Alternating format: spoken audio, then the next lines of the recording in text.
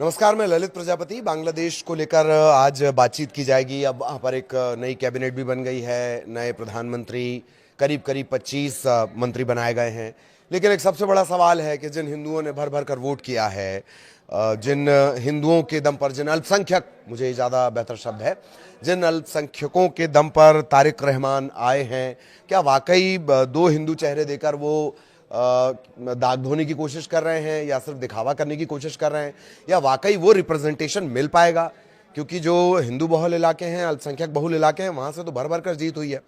जमाते इस्लामी को जो वोटर्स हैं उन्होंने एक तरह से धो दिया है। सबसे पहले इस कैबिनेट की बात कर ली जाए। 2 हिंदू इसमें शामिल किए गए हैं। 13वें संसदीय चुनाव में तारिक रहमान ने जीत हासिल की। 2 अल्पसंख्यक समुदाय के नेताओं को मंत्री बनाया गया है। 25 सांसदों ने मंत्री पद की शपथ ली। भारी भरकम मंत्रिमंडल है ये। निताई राय चौधरी का नाम शामिल है। हालांकि पहले बात आ रही थी कि जो चौधरी के समधी हैं और पूर्व मंत्री रह चुके हैं, गोएश्वर चंद्र रॉय, उन्हें जगह मिलेगी, उन्हें नहीं मिल पाई है। तो एक तो निताई राय चौधरी हो गए, दूसरे दीपेन दीवान, यही 2 मंत्री बनाए गए हैं। पहले निताई राय चौधरी की बात कर ली जाए। दरअसल ये बांग्लादेशी वकील हैं, राजनीतिज्ञ हैं, प्रमुख रणनीतिकारों में इन्हें माना जाता है। पार्टी के प्रमुख रणनीतिकारों में ये आते हैं, सलाहकार भी रहे हैं। इन्होंने करीब करीब 30,000 से ज़्यादा वोटों से जमात के जो उम्मीदवार हैं, मुस्तरशिद बिल्लाह, उन्हें हराया। दीपेन दीवान को भी जान लीजिए। बौद्ध मेजॉरिटी वाले चकमा एथनिक माइनॉरिटी ग्रुप से ही आते हैं। दक्षिण पूर्व रंगमती जिले की एक सीट से जीते हैं। उनकी धार्मिक पहचान को लेकर बहुत साफ नहीं है। कई लोग उन्हें हिंदू बताते हैं और चकमा के एक उम्मीदवार को इन्होंने हराया है। इनके बारे में आगे हम आपको जानकारी देंगे। पर ये 2 नाम हैं। जो गोएश्वर रॉय हैं, पहले उनकी चर्चा चल रही थी क्योंकि अल्पसंख्यक हिंदू समुदाय के जो बड़े चेहरे हैं उनमें से एक वो माने जाते हैं। खालिदा जिया सरकार में 1991 से 96 के बीच वो मंत्री भी रहे हैं। और इस बार उन्हें जगह न देकर उनके जो समधी हैं, निताई राय चौधरी, उन्हें ये जिम्मेदारी दी गई है, मंत्री पद की जिम्मेदारी दी गई है। खालिदा जिया के कार्यकाल में भी जो हिंदू मंत्री हैं वो शामिल रहा करते थे। एक गोएश्वर चंद्र रॉय हैं 91 से 96, और एक गौतम चक्रवर्ती, ये भी रहे हैं। तो तारिक रहमान ने भी 2 चेहरों को जगह दी है। हालांकि दूसरे चेहरे की पहचान को लेकर थोड़ा सा संशय है, वो हम क्लियर कर लेंगे। ये ऐसे वक्त में ये फैसला लिया गया जबकि बार बार ये आरोप लग रहे हैं, चाहे वो मानवाधिकार आयोग की तरफ से आरोप लग रहे हैं, चाहे इंटरनेशनल मीडिया की तरफ से आरोप लग रहे हैं। भारत भी बार बार ये कह रहा है कि वहां के अल्पसंख्यकों की चिंता भारत की सबसे बड़ी चुनौती है। तो क्या ये जो दाग लगे हुए हैं वो धो पाएंगे?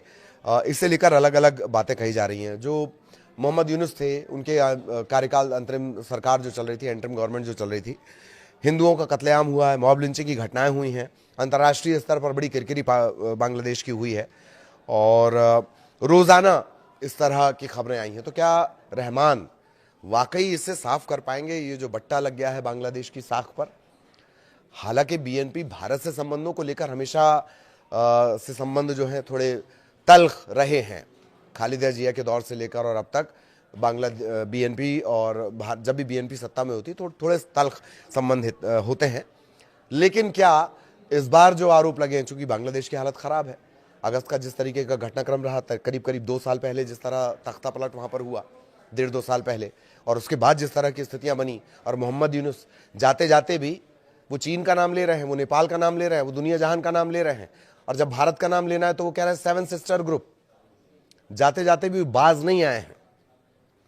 इसी तरह का उनका झुकाव ऑपरेशन सिंदूर के बाद पाकिस्तान की तरफ था, और इसी तरह जाते जाते भी जब जो आखिरी जब ये तमाम औपचारिकताएं चल रही थी, शपथ ग्रहण की औपचारिकताएं चल रही थी, तब वो कह रहे हैं कि जो 7 सिस्टर ग्रुप है, जो भारत का हिस्सा है, जो हमारे नॉर्थ ईस्ट का हिस्सा है, अरुणाचल प्रदेश, शिलोंग, मेघालय, जो तमाम हमारे राज्य हैं, 7 राज्य, उनके बारे में कह रहे हैं, भारत का नाम लिए बिना कह रहे हैं।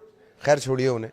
तो 25 जो नाम है उस कैबिनेट में वो जान लीजिए। मिर्ज़ा फ़खरुल इस्लाम है, मिर्ज़ा फ़खरुल इस्लाम, अमीर खुसरू चौधरी हैं, सलाहुद्दीन अहमद है, इकबाल हसन है, हाफिज जउद्दीन है, अबू जफ़र हैं, डॉक्टर खलीफुर रहमान हैं, काजी शाह हैं, मिजानुर रहमान हैं, निताई रॉय, जिनको लेकर हमने ये खबर भी बनाई है, इसके अलावा अब्दुल मुक्तदिर हैं, अरिफुल हक हैं, जहीरुद्दीन हैं, मोहम्मद अमीन और रशीद हैं, अफरोज़ा खानम है, शाहिदुद्दीन है।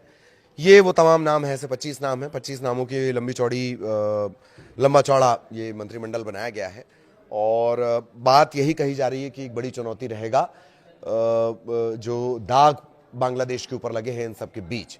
चुनौतियों के रूप में हम पहले ही आपको बता चुके हैं। भारत के साथ अगर चुनौतियों की बात कर ली जाए या भारत के साथ रिश्तों की बात कर ली जाए, सबसे पहले बात होगी शेख हसीना के प्रत्यर्पण से जुड़ी हुई, उनकी वापसी से जुड़ी हुई। दूसरी चुनौती रहेगी वो बांग्लादेश फर्स्ट की बात कर रहे हैं, क्या वाकई भारत के बिना या भारत से दोस्ती के बिना बांग्लादेश फर्स्ट की नीति पर वो इंप्लीमेंट कर पाएंगे। बांग्लादेश चाइना के बाद कपड़े का सबसे बड़ा, पूरे दुनिया में सबसे बड़ा कारोबारी है, ये आप जान लीजिए। उसके उस उद्योग टेक्सटाइल इंडस्ट्री की भी हालत जो है वो थोड़ी सी खराब हुई है। कब खराब हुई है? इन सब घटनाक्रम के बीच में। तीसरी चुनौती की बात अगर कर ली जाए तो ज्यादा जो झुकाव है वो चीन की तरफ और पाकिस्तान की तरफ पिछली सरकार का रहा है। किस सरकार का रहा है? अंतरिम सरकार का रहा है। नई सरकार क्या करती है? उसके पास एक मौका है।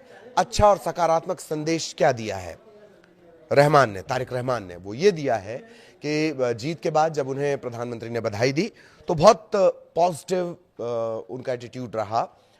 इससे लेकर न्योता भी भेजा गया था, लेकिन प्रधानमंत्री की व्यस्तता के चलते वो नहीं गए हैं। ये वो चुनौतियां हैं जो बीएनपी के साथ या तारिक रहमान के साथ या भारत के रिश्तों के जब भी जिक्र आएगा तब जो सामने आने वाली हैं दोनों देशों के बीच। आगे क्या कुछ होता है बांग्लादेश में, बांग्लादेश की राजनीति में, वो भी अपडेट आपने अपने दर्शकों तक पहुंचाएंगे। नमस्कार।